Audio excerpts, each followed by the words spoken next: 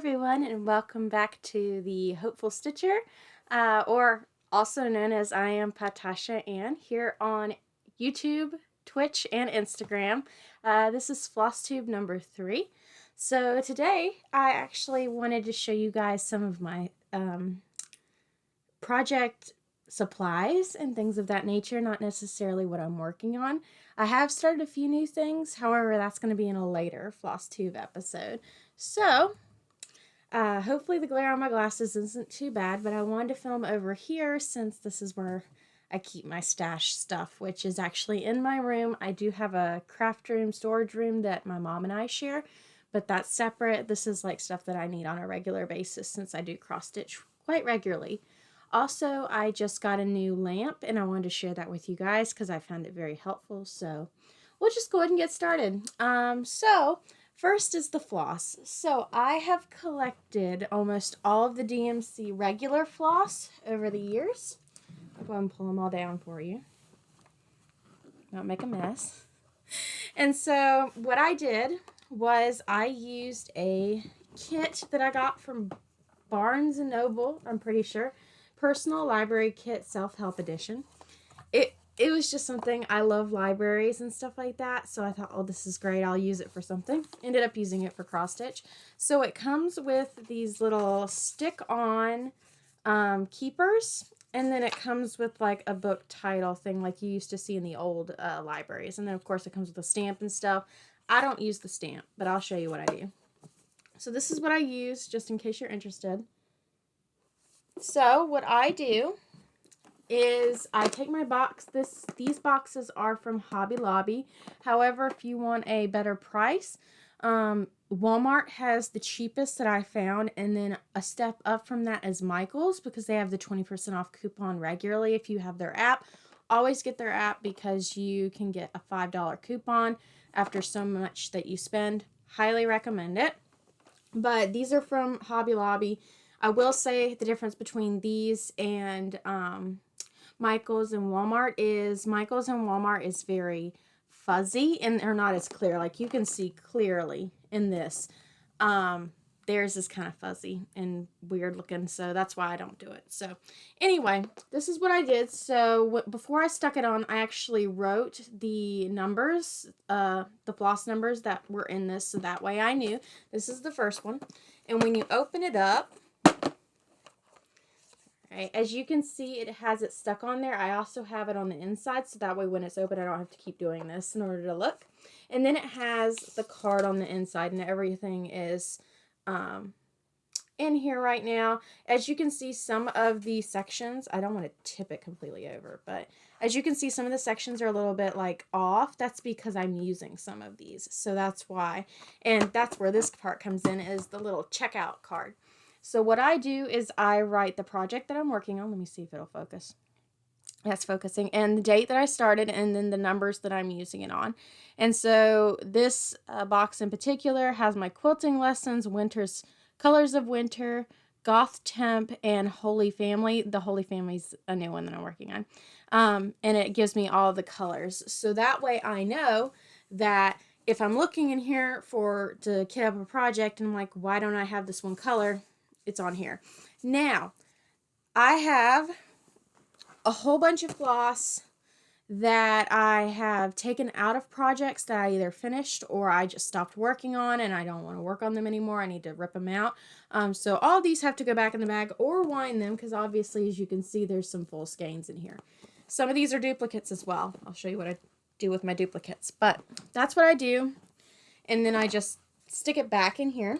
Now, if two different projects need the same floss, what I do is I take one of these cards and I write on it the number and I put what projects it's in and I put it in the opposing bag. So that way when it goes back and forth, I can switch the card back and forth, letting it know like, oh, I'm looking for this color. It's not in this bag. It's supposed to be in this project because I moved it over because I'm working on two projects at once. So that's what I do.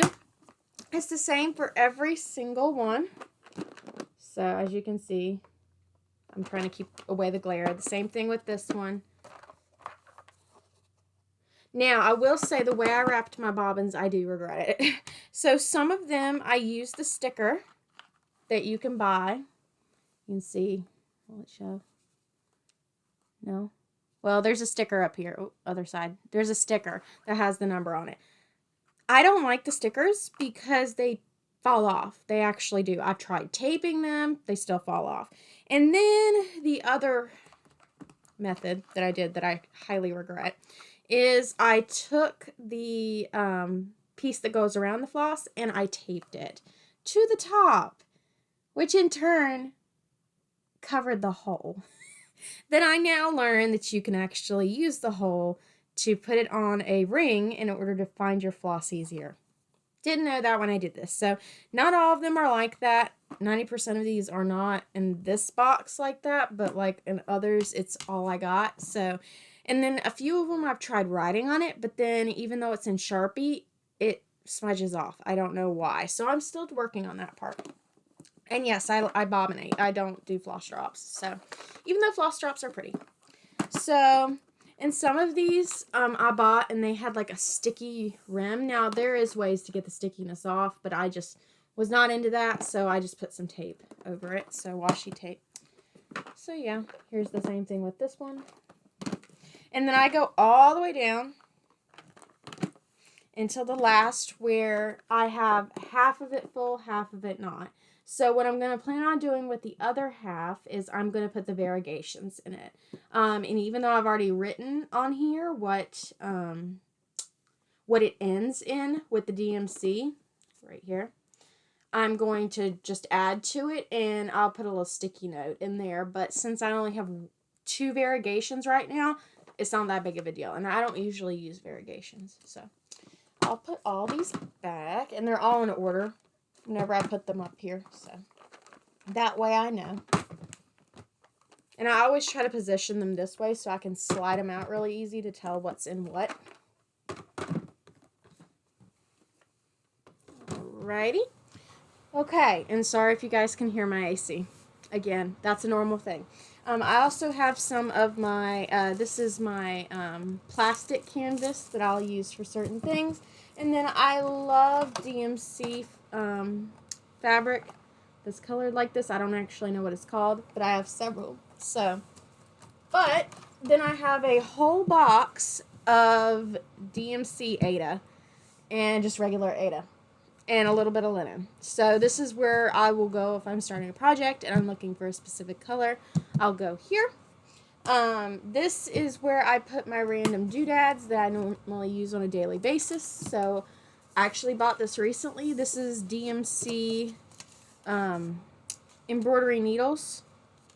So use those on a daily basis. There's a magnet stuck to it, so plenty of different ones. And whenever I take one out, what I do is when I put it in the project bag, I'll write down what needle I'm using so that way when I'm done with that project, I can put it back. Even though I don't really focus on like the needle that the project calls for, I'm sure one day that I'm going to change that and go into that. So that's what that's for. A bunch of the other stuff is just random hoops. I have hoops in another room mainly because they're just so big. But I have some Mod Podge in here. I keep some of my jewelry stuff in here that I use to hang the necklaces that I make. Mod Podge I use for making needle minders. So I'll use that. I have some magnet stuff that I use to make needle minders, all kinds of stuff. Also, I use these cute little things I got from Michael's during Christmas to frame small circular projects or even square projects. So these are really cute. Even though they're meant to be ornaments, you can certainly use them as just like, you could stick a magnet on the back of it and put it on a fridge. You could stick it on a wall. That's what I did. So I have lots of these because they were like 99¢ for 6 of them. So that's a good deal. I think it was 99¢ or $1.99 because they were like 70% off. So yeah. Alright, so that's another one. That's why it's mainly up here, so that way it's better accessible. These are all my project bags, and then I have a few books and patterns down here. My main patterns that I usually use, whoops, sorry for the loud noise for a second, is all from magazines, and they're all in binders that look like this. Now, why are the binders not over here, but over there, because they don't fit. They're too wide. I mean, they could slide in like that, but I have 5 of these, so, and all of these are full. So I'd rather just leave them over there. But this is how I organize my patterns. I have 4 pattern books by season and then 1 pattern book by just favorites or random that doesn't really apply to a season. So this is summer. So what I do is I rip out the page of the magazine that I like, and then I just put it in page protectors. So and some of these have the patterns on them, so I'm not going to show you, but like, here's one. So like I save the picture and such. And some of them, like some stuff I'm not interested in, so I just get rid of it. So I'm like, maybe I'll be interested in that. I really love the stuff that you can make into cards. So I have these. This isn't necessarily like summer based. This is the summer book, but I always associate like carnivals during the summertime. So that's why that's in there. So that's how I organize my patterns. But if it's like my quilting lessons pattern that was in my last Flosstube, I'll put that just, let me lay that down before it falls. I'll put it down here somewhere. So, and there's like a book here. So, and then below that, you can't really see, but there is just a section. This is not supposed to be here, so I'm going to move that. Right over there. This is just pre-kitted things that I bought. So, I have something that was on clearance at Joann's that I liked. I have a pattern from Old Salem, Moravian Love Feast that I actually wanted to start. A lot of embroidery stuff, because I got into embroidery there for a little bit. So little packages like this. That's what's in here. I have some stuff that was on clearance at Hobby Lobby, like these floss bobbins. So there's that kind of stuff in there. And I'm sure other stuff will get put in here eventually. But speaking of which, I could actually put this personal library thing in here just for safekeeping. Alright, these down here are my empty bags, project bags that I have right now. I have a few new ones. You'll see them soon filled with projects. So some of them are repeats. Some of them are Christmas related that I stopped working on the project, or I destashed it, or something like that.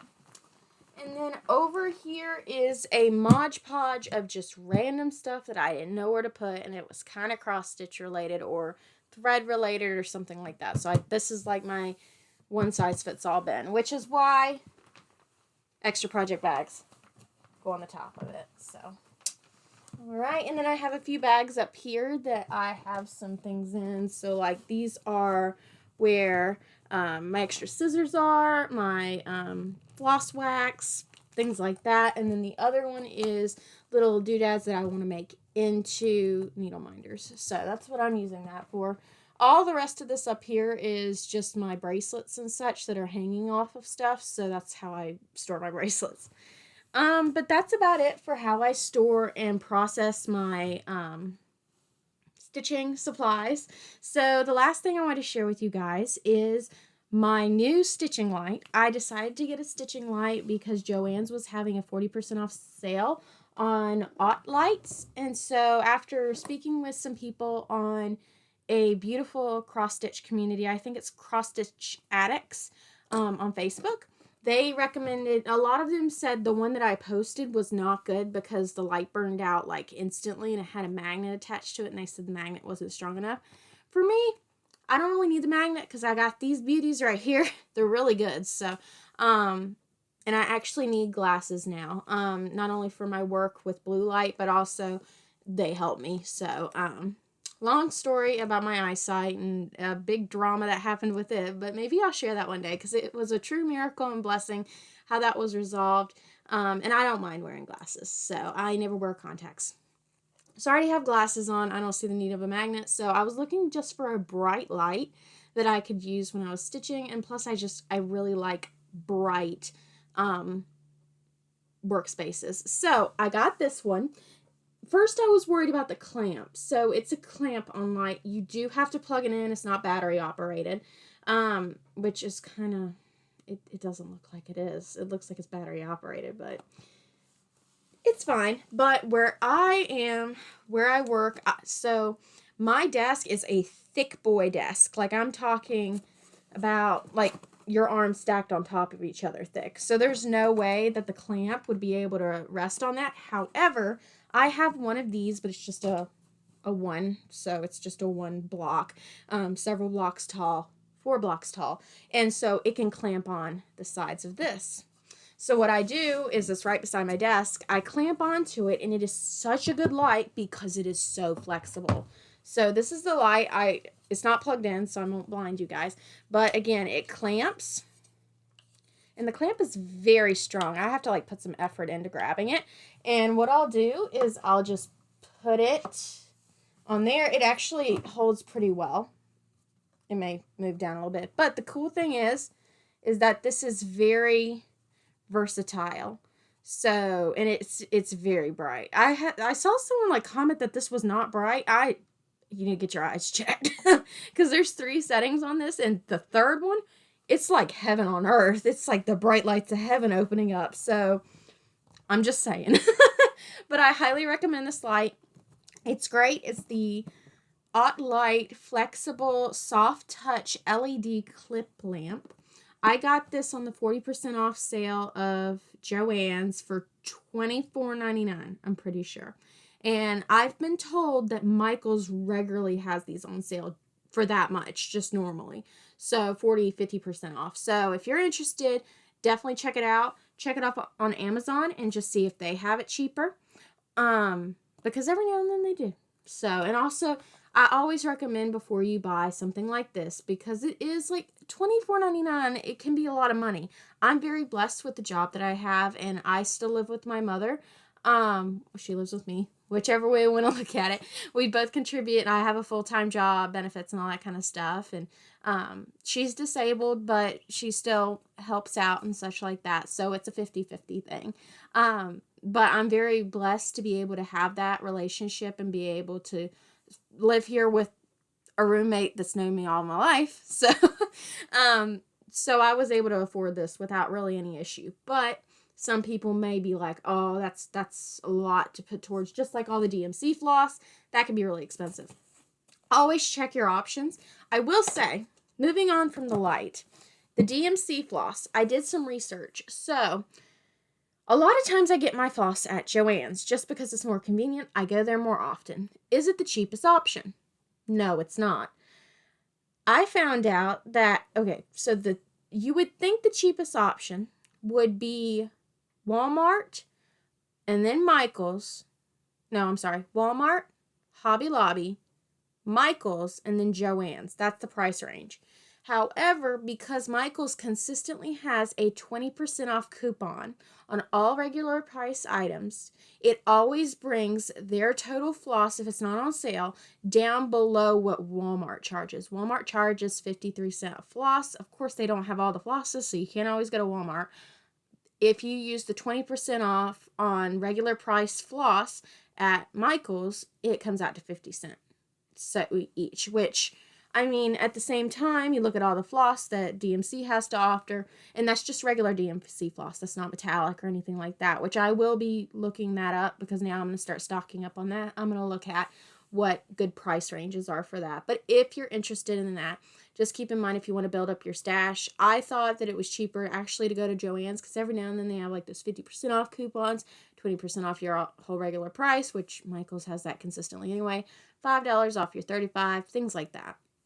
Also, keep in mind, like I said, with Michael's, if you get the app, I'm not sponsored by Michael's. I'm just telling you, I found all this out and I was like, oh, I need to share this, is if you use the Michael's app and you get them to scan it every time you make a purchase, slowly those purchases will add up, especially if you're collecting DMC floss, and you will get $5 vouchers. Now, you do have to use those $5 vouchers within a certain time period. They email you, you get notifications about having the voucher, but you can use that $5 voucher towards more DMC floss or other things because they have fabric as well. So, I mean, Ada and such, which this Ada I got from Michael's. I think I got one of them from Joann's.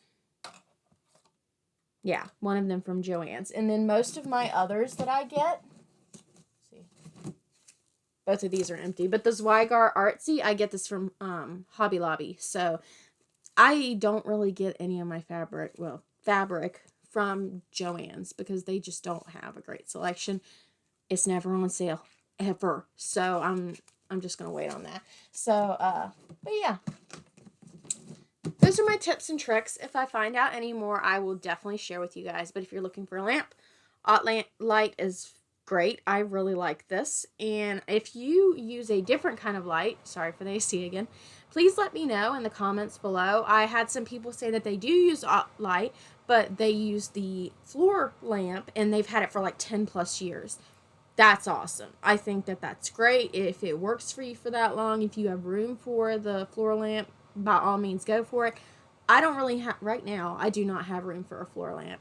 If I were to get one, maybe I would make room for it, but I don't know where I would put it right now, depending on how tall it is, because my room is very compact. I have something on every wall, basically. So, that's basically it. You guys probably noticed at the beginning of this video, I have an intro now. I made the intro, so hopefully you guys like it. I will be changing out the pictures of it every now and then. I'll talk about the projects on the intro every now and then. Some of them I have discussed, some of them I haven't. Some of them are unfinished projects that will never ever get finished, but they have stories behind them. So, thank you guys so much for watching.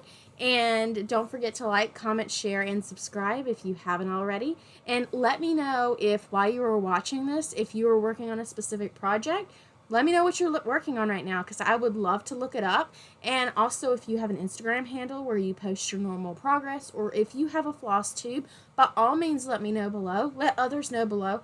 I am not against people sharing and promoting their floss tubes on my account because we are a community. We need to support each other together. So thank you guys so much for watching again, and have a great rest of your day, week, weekend, forever. Have a great day, guys. Bye.